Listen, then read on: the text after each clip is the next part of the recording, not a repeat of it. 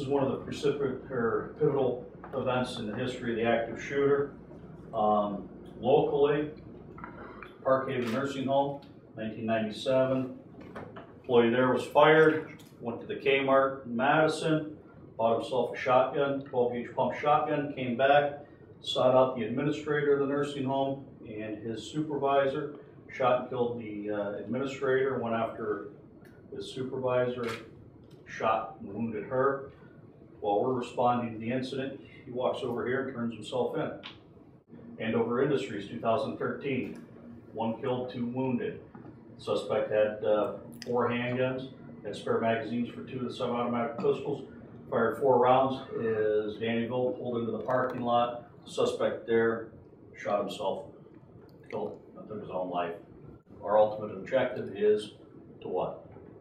Stop the killing. Yeah, cause the suspect to stop the killing. If he kills himself, that's fine. If we end up having to use force to take him out, that's fine. If he runs out the side door and into the woods, that's fine also, as long as our ultimate objective is met, and that's him causing him to stop the killing. Even if he barricades himself in a room inside, the building, be it a school or hospital or business, as long as he barricades himself in there and the killing's no longer going on. Most recently, Ashtabula High School, 2012, 3 killed, 1 paralyzed, 3 others wounded. Suspect fled from the building when he was chased by Frank Hall, later captured by the police. Why is that all important? Because these happen here. These happen in our communities. These aren't happening in Chicago or Los Angeles by and large. A decision on. That's why it's important that the court said a reasonable officer on the scene rather than 20/20 vision of hindsight. Information that became available, calculus of reasonableness must embody allowances for the fact that police officers are often forced to make split-second judgments in circumstances that are tense, uncertain, and rapidly evolving about the amount of force that is necessary in a particular situation. Basically what I just said a little bit more eloquently. The 4 points of consideration: the severity of the crime in question, the apparent threat posed by the suspect. Why is the word apparent important? Because the kid with the M4 airsoft gun looks no different than the M4s that, or the ARs that we carry, points it at you. That's an apparent threat. It looks no different than the one that you and I carry. The Glock, the airsoft Glock, looks no different than the one you or I carry, or the Beretta or the Smith. But is it reasonable? Is it necessary to shoot the kid armed with an airsoft gun, or the adult armed with the airsoft gun?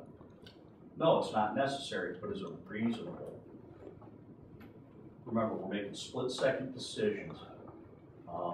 After the fact, they learned in Cleveland that Tamir Rice was armed with what? An airsoft gun. Yeah, that's a tragedy, and that's an ongoing investigation, but it's a tragedy. Did he pose an apparent threat to the officers? The argument's made that he did pose an apparent threat. How long does it take to go from here to there? It's fractions of seconds.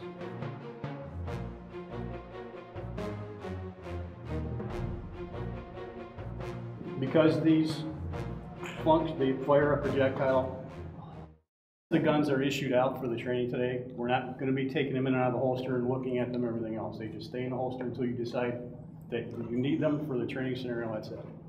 We're not going to be shooting at anything or anybody that doesn't require to be shot. When we're using these, we'll have dedicated face masks and neck protectors to make sure we don't take anything in the eye, and we'll be wearing clear eye protection throughout the day. No contact shots are permitted. Contact shot being taking the pistol right up to somebody and shooting them. There's a safety distance that we want to keep is about 5 to 7 feet from everybody. These function just like a regular Glock pistol, all the same controls and functions, the same reloads. If during the training scenario it is necessary to do either a tactical reload or a emergency reload, no one's going to tell you to do it. You decide when it's appropriate to do it. Tactical reloads are when the fighting stopped or is paused.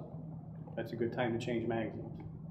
Emergency reload is when the gun is empty and you have to put a new magazine in. Performance under stress. Interviewed 150 officers following deadly force encounters. 84 experienced diminished sounds, i.e. exclusionary disorder. 79% experienced tunnel vision. Sense of automatic pilot. 62 slow motion time. 52% experienced memory loss for parts of the event. 26% had intrusive, distracting thoughts. 21% had memory distortion, saw or heard or experienced something during the event that never really happened.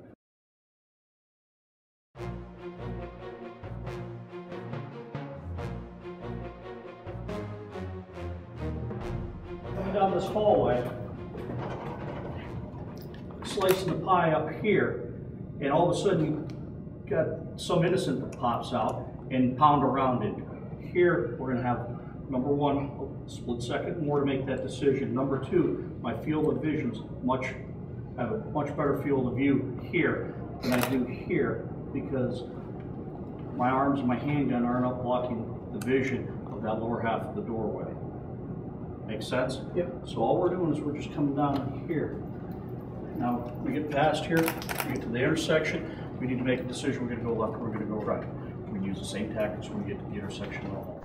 The court said the use of deadly force to prevent the escape of all felony subjects, whatever the circumstances, is constitutionally unreasonable. It is not better that all felony suspects die than they escape. And here's the important part. Where the suspect poses no immediate threat to the officer and no threat to others, the harm resulting from failing to apprehend him does not justify the use of deadly force to do so. No immediate threat to officers and no immediate threat to others. The court went on to say, it's no doubt unfortunate when a suspect who is in sight escapes, but the fact that the police arrive a little late or a little slower afoot does not always justify the killing of a subject. A police officer may not seize an unarmed, non-dangerous suspect by shooting him dead. Again, unarmed, non-dangerous suspect. The court went on to define under what circumstances deadly force could be used. So the suspect is committing a felony offense of burglary, simply running from the scene of the crime, doesn't meet this definition. Somebody that's unarmed, somebody that's not dangerous, just running away, cannot use lethal force to apprehend them.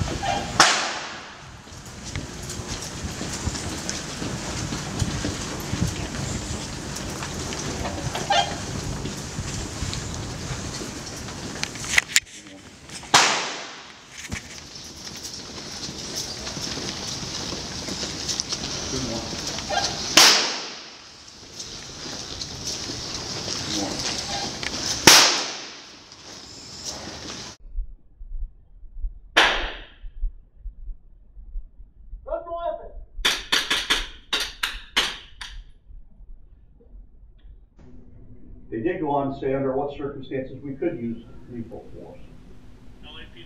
Where the officer has probable cause to believe the suspect poses a threat of serious physical harm, either to the officer or to others, it is not constitutionally unreasonable to prevent the escape by using deadly force. Thus, if a suspect threatens the officer with a weapon, or if there is probable cause to believe that he committed a crime involving the infliction or threatened infliction of serious physical harm, deadly force may be used, if necessary, to prevent escape, and if where feasible, some warning has been given. So the big takeaway there is, suspect poses a threat of serious physical harm, either to the officer or to others, and it is not unconstitutionally reasonable to prevent escape. We end up with an active shooter situation or an active assailant situation, and we have a suspect walking away from us or running away from us down a hallway. Does the courts deem it justifiable to shoot them as they flee?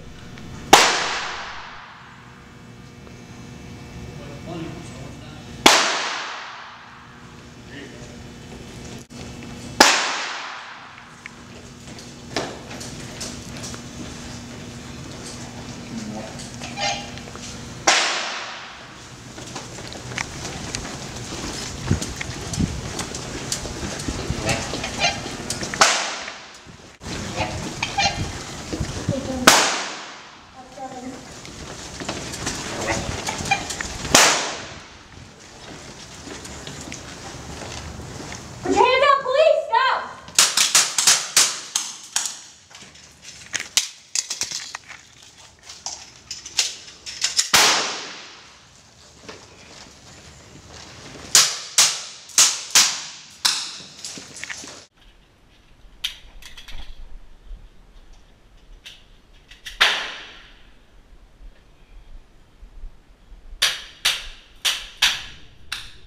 Graham versus Connor, another use of force case.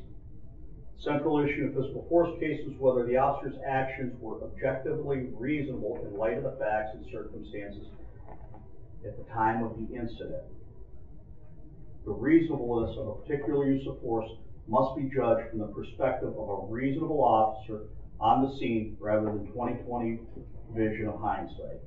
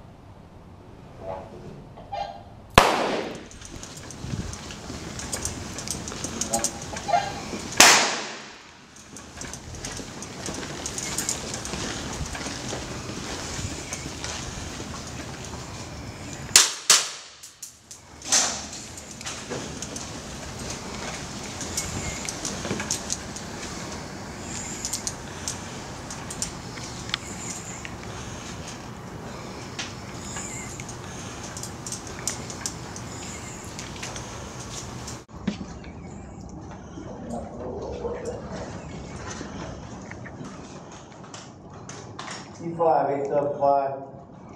P5. Suspect down, shots fired. Men's dressing room, Frank 11 David. Copy that. Shots fired. Frank 11 David. Suspect down. Just use the radio at the end. We're moving to the sound of the gunfire. Moving to the sound of the gunfire.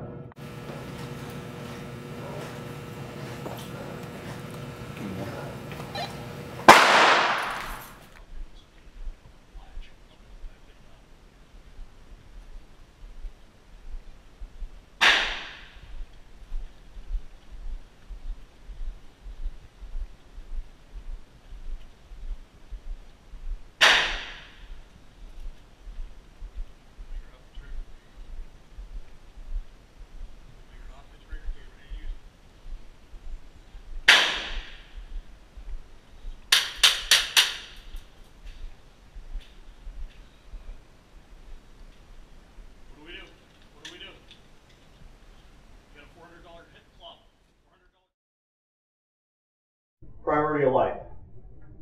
This is what we're basing our actions on, our response on. At the top of the food chain are going to be our hostages. An active shooter, an active assailant situation, probably not going to have any hostages. They're looking to what? A massive body count. Innocent civilians or victims, those are the people that are inside that we're going to save. They're number 2 on the tier. Number 3 is us. Number 4 are the bad guys. It's just what it is. I understand everybody's somebody's son, somebody's daughter, somebody's brother, somebody's sister, somebody's father, somebody's mother. But at the end of the day, these are the people that are causing this havoc to start. They're the one that's made the conscious decision that today's going to be the day that I do something stupid and put all 3 of these people in harm's way. And we're the ones going to protect them. After all, we're the ones with the training, we're the ones with the equipment, body armor, the firearms. Typically, these folks don't have the body armor, and typically they're not gonna be armed, particularly if they're in a school. So one of the solutions that we're looking for, if he can kill himself, that's fine. We can do it for him, that's okay. He can run out of the building, that's great, that's why they make detectives follow up on stuff like that. Or he can barricade. He barricades up into a room. We don't have innocent civilians in there with him. We don't have hostages in there with him. We know it's not an active assailant situation going on at that particular moment in time. We then become top of the priority of life. We're not gonna. Give me one.